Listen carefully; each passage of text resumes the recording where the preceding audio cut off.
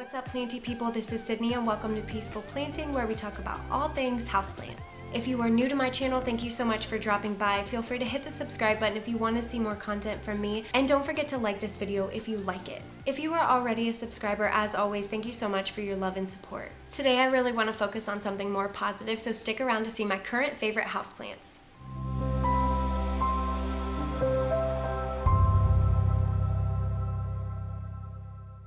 Okay, so before I get started with this video, I wanted to let you all know that at the very end of this video, before the bloopers, I will be talking to you all about COVID-19, my experiences with it and how it has affected my life in the past 2 weeks. The reason why I am putting this at the end of the video is because I am fully aware that talking and hearing about COVID-19 is very anxiety evoking for a lot of people. So I will begin talking about COVID-19 at this timestamp.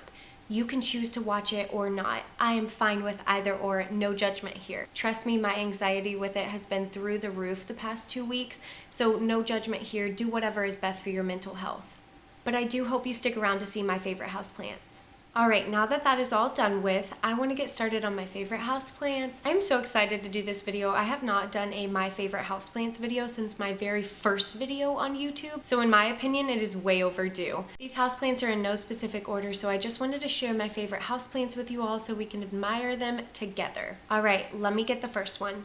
Okay, so the first houseplant I want to talk about is my Calla Thea lancifolia. This plant is not exactly uncommon. I find it at my local houseplant stores pretty regularly, but it is so striking and unique. The variegation on the front of these leaves is just beautiful, and obviously it being a Calla Thea, the backs of them show at night, and it's like that purpley color. It's just really a striking plant. It's very, very unique. It's like nothing I have in my collection, so I just really love this plant and admire it frequently. I think the common name of this plant is called the rattlesnake Calla Thea. So anyway, if you have one of these, you know it's just really unique. I mean, there's not much I could say about it. For it being a Calla Thea, it's actually really easy to care for. Like, I have not had any problems with this plant. Even when I repotted it, it just continued to put out new growth. I mean, if you want something a little unique, like the leaf pattern is unique, the variegation is unique, the movement at night showing these like reddish purple undersides is just fantastic. It's a really great plant to just admire. So Calla Thea lancifolia. Okay, let me go get the next one. Alright, so if you watched my unboxing video about a month and a half ago, you know that I got an Anthurium Claranerii. This plant is beautiful. It's so velvety and so thick. I did not expect the leaves to feel like this. They're really, really therapeutic to feel. I'm a leaf stroker, obviously, but yeah, this plant is beautiful and it's so unique. And it's also one of those plants in my collection that is very striking, similar to the lancifolia that I just showed you all. But for some reason, this plant has not like stretched out and uncurled from shipping, which is really strange. It's been a while, so I'm not sure what's going on with it. If you all have any tips for me, let me know. But it is putting out a new leaf, which I'm really excited about, but you can see kind of it still looks like when I received it from shipping. So I don't really know what's going on with it, but it seems pretty happy. It's putting out new growth. These leaves have not died off yet. I think it's just focusing so hard on like stabilizing itself and building its root system in this new pot. I'm just excited for the new leaf. But yeah, this plant is beautiful. I hope you all can see that pretty well. It's a gorgeous plant. It really is a gorgeous plant. Very striking. The veining on it is like nothing I have in my collection. It's perfect. Okay, are y'all ready for the next one? Let me get it. This plant is very difficult to get in frame. This is my Philodendron radiata. This plant is so cool. I don't really care about variegation. As long as the leaf looks like unique, that's all that really matters to me. I love it. It's so gorgeous and it keeps putting off new growth. I know it's covering up my face a little bit, but this is really the only way I can get it into frame unless I change my whole camera setup, which I'm not about that life today. I have homework to do. So I hope you all can at least see it. But look at that. This plant is beautiful. And it is a great grower. So Philodendron radiata is definitely on my favorite list. If you watched my very first video on YouTube ever, you know that this was also on my favorite list. And I told you all in that video, I was like, it probably will always be on my favorite list. And I was not wrong. It's a great grower and it's so unique. So Philodendron radiata, that's it. Let me go get the next one. Okay, so I know you all have seen this plant. It's very popular. This is my Begonia maculata whitey. This plant is beautiful. I didn't expect the leaves to be this thick. These are almost rubbery. I think it's a really cool feeling. I don't know if you can see the pattern here, but I like unique shaped leaves, and I also like very striking leaves. If a plant makes you do a double take, it's the plant for me. I did not expect this plant to be this beautiful in real life. The pictures do not even do it justice, and the pictures are beautiful. It's amazing. It looks fake. Everyone thinks that this plant is fake when they see it. It was from the Costa Farms collection, so it's doing great anyway. It didn't have much of a root system when I got it, but it's fine. I'm just caring for it like I would any of my begonias. Anyway, Begonia maculata whitey. Let me go get the next one. I think I mentioned this one in my last video, but this is my Philodendron squamiferum. Look at this leaf shape. It's so beautiful. So anyway, I know this plant does not look too good, like we have some browning. The only reason why I've kept this leaf on here is because I need this plant to take in as much sun as it can. So I am going to leave this leaf on there until it dies. It is an older leaf, so I'm not too worried about it. I bought it knowing that it will have leaf damage. I will post pictures on my Instagram when this thing finally pops out these new leaves. Another thing that I love about it is like the hairy petioles. I'm a huge fan of hairy petioles.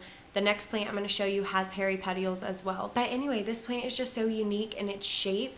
Like the petioles are hairy, and it's a philodendron, so it's super easy to grow. It's so resilient. This new growth came out like almost instantly after I got it. So Philodendron squamiferum, if you can get your hands on one of these, I would highly recommend it. It's such a unique plant. All right, next plant. I could argue and say that this plant is my very favorite plant, and I'm gonna say that lightly because I think my Claranerii is up there too. Honestly, it's just so hard to pick a favorite plant, but this is my Philodendron vericosum. So this plant is beautiful, and it's obviously very immature right now, which I don't have a problem with. It will grow. I know it'll grow. I mean, it continues to put out these leaves. Also, when this plant is mature, it has those hairy petioles that I love so much.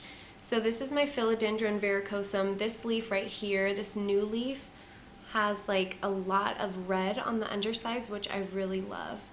So anyway, Philodendron vericosum, you can't get much better than this. Also, this plant is like a really good grower. I mean, like I said, it just keeps putting out new leaves. I have no problems growing it. It's under my grow light. I mean, super simple, very beautiful. Philodendron are just great growers in general, I feel like. I mean, in my home at least, you know, like I can't speak for everybody, but this plant is beautiful. So Philodendron vericosum. Okay, let me go get the next plant. Last plant I want to show you all is my string of hearts. I love this plant so much. Honestly, if I had to choose one that I would take with me anywhere, it would be this plant. I really, really admire this plant. I love the hearts. I love the red undersides. I have propagated this plant so many times, and it just continues to grow. I have no trouble with this plant at all. It really is an amazing grower. I think it really likes my grow lights, and I have no problem with it. I love the red tint to them, and just like the variegation, and every leaf looks so different as far as like the veining and the variegation, but it's so beautiful. It really likes my grow lights. So anyway, this is my string of hearts, or Ceropegia woodii. This plant is beautiful. Oh my god. Oh my gosh, is that a little flower? Stop it. I can't tell if this is a flower or a leaf, but if it's a flower, I will post pictures on Instagram because I'm psyched for that moment where it flowers. But anyway, Ceropegia woodii. This is the last plant that I wanted to show you all, so I will start talking about COVID-19 here. So if it is a trigger for you all, just sign off now. Thanks for watching.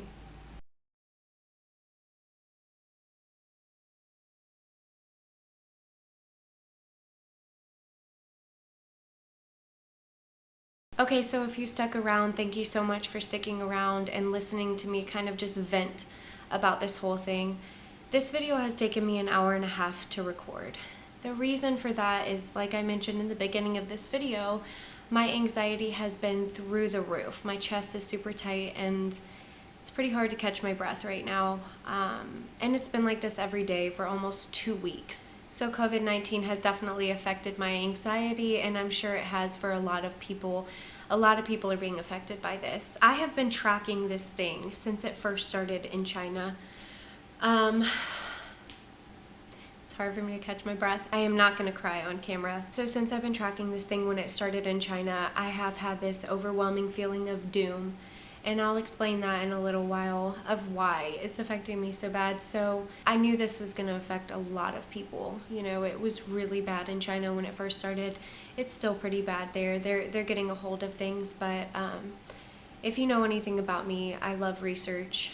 I research so much, and it probably is not the best thing to do right now, but I really truly believe that the more knowledge we have on this, the more power we have to help slow this thing down. You know, our ultimate goal right now is to slow it down so that not everyone is affected so quickly at one time and overwhelming our healthcare systems to where they collapse. Because if they do collapse, at no point does it matter what age you are or if you have underlying health conditions. If you are young and healthy and our healthcare systems cannot care for the amount of people who need critical care, then, you know, that's something to think about. That really is something to think about, is if you do need critical care and you cannot be provided with critical care, what happens? So that has been on my mind really heavily. This is going to affect an enormous amount of families, and that breaks my heart. It already has affected a lot of families, and that breaks my heart. So I also have some family friends in Italy who have been messaging my parents, just basically telling them everything that's going on, and it breaks their heart that people here in America still think that this thing is similar to the flu. This thing is not the flu.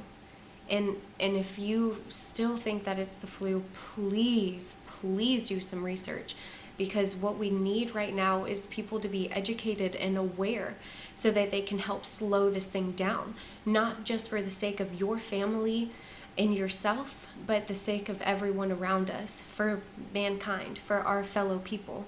Even if it does affect majority of elderly people or underlying health conditions, I have family members with underlying health conditions, and I have elderly family members, and I have lost a lot of people in my life.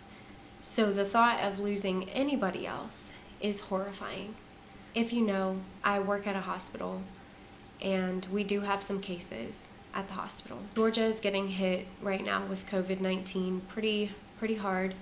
We have over 100 cases right now, and that's just confirmed cases. There's no telling how many we really have.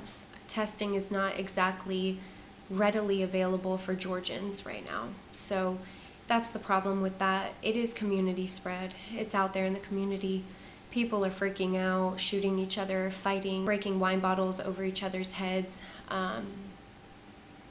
This thing is really getting to people. It really is. And all I can hope is that people are educating themselves. So anyway, like I said, at the hospital we do have some cases, and I'm terrified of that. I come home and I strip off my clothes like I am some diseased person, and I'm just terrified of transmitting this to my family members or anybody really.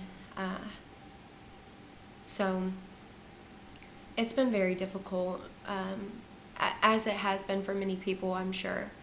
So this thing is hitting us pretty hard right now, and from what it seems like, it's only going to get worse before it gets better. So please do your research. Please keep people safe. It's to the point right now where I don't know if it's safe to hug my family members. So I have not hugged my family members. I really haven't seen them much or talked to them much in person. So I have a 1-year-old sister, a 7-year-old sister, a father with underlying health conditions, and a 27-year-old sister. This thing is scary. And it's, you know, like I said, it's something that all we can do is educate ourselves on this. So that's really what I wanted to talk to you all about, is that this thing is really gonna affect us. If it hasn't affected your life already, then I'm sure it will. Whether it be your work closes down or your school closes down. I know that all universities in Georgia right now are closed, which is really difficult for my cohort. If you don't know, I'm in grad school and we're graduating soon. So we have to figure out how we're going to do everything online and still complete our internship hours. It's stressful. My anxiety, I can't even tell you enough how bad my anxiety has been. So that's really it. That's all I really wanted to share with you all and just keep you all posted. My subscribers have been really supportive thus far, so I just wanted to keep you all updated and let you know that the main reason why I didn't upload last week was because of this. It's so hard for me to film right now. I'm shaky and like just a big huge bundle of anxiety. So anyway, I hope this video came out well. I really did try to kind of focus on the more positive, so thank you so much for watching. Also, if you have any questions about COVID-19 that I can answer, please leave them below, or just if you need someone to talk to about it and you feel like nobody else around you is freaking out about it, just DM me on Instagram or leave a comment. I'm here for you all, and please try to keep yourself safe. I look forward to seeing y'all in my next video. Bye.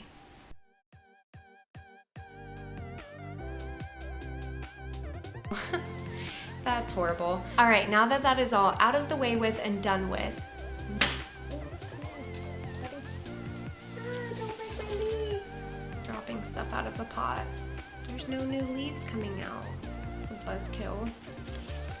This is beautiful. Oh my god, it's stuck to it. Oh, I hate these gnat things. I wish I just didn't have any gnat. Throw that over there and clean it up later. This is my Philodendron squamiferium. Philodendron,